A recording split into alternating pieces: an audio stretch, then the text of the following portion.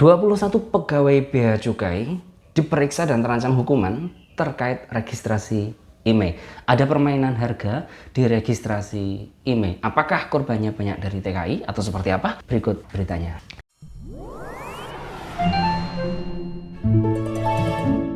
Nah teman-teman, baru-baru ini viral ya dari surat pengaduan atau dari surat terbuka salah satu pegawai Bea Cukai yang isi surat terbukanya tuh seperti ini.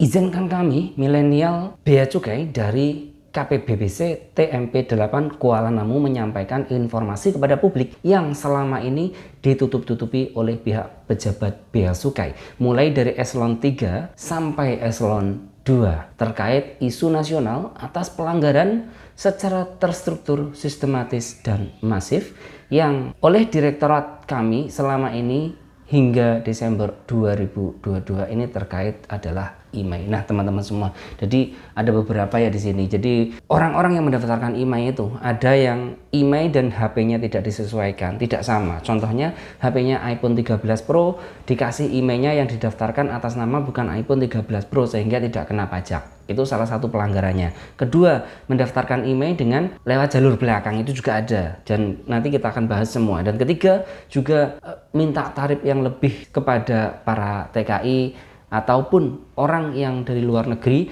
yang sedang membeli HP dan dibawa ke Indonesia. Nah, dengan terungkapnya kasus ini ya, semoga saja kedepannya semakin bagus ya.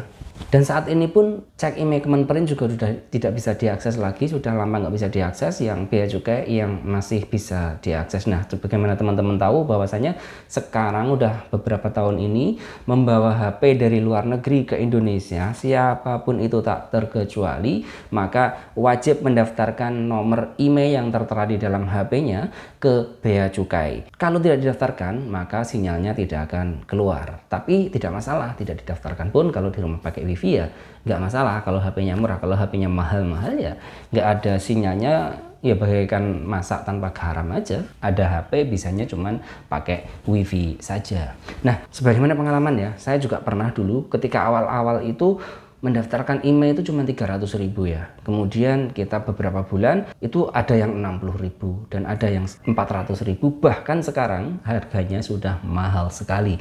Untuk daftar IMEI teman-teman yang nggak sempat daftar di bandara, kemudian menggunakan jasa, itu harganya sudah di atas 1 juta. Dan itu pendaftarannya juga ada ya lewat grup Facebook, lewat ID, itu banyak sekali. Nah seperti itu kan uangnya apakah masuk ke negara atau tidak ya, salah satunya seperti ini, dimanfaatin oleh oknum-oknum tertentu dari pejabat-pejabat Bea Cukai hingga uangnya masuk mereka dan ujung-ujungnya ya mereka yang kaya, negara yang dirugikan. Nah untuk saat ini ya, untuk teman-teman semuanya kembali ke Indonesia itu juga banyak kesalahan. Contohnya gini, dulu itu kan ada e-custom declaration kan ya sekarang, dan gak ada IMEI. Nah di dalam e-custom declaration itu kan kita bisa juga menyertakan IMEI kita, tapi faktanya banyak dari HP teman-teman juga yang tidak aktif atau sinyalnya tidak keluar setelah berbulan-bulan. Nah ini kesalahan sistem yang dari Bea Cukai dan juga dari Kemenperinnya ya. Jadi banyak sekali yang mengalami hal seperti itu. Jadi untuk teman-teman yang kembali ke Indonesia itu lebih baik daftar IMEI-nya ya di bandara saja gitu loh. Ataupun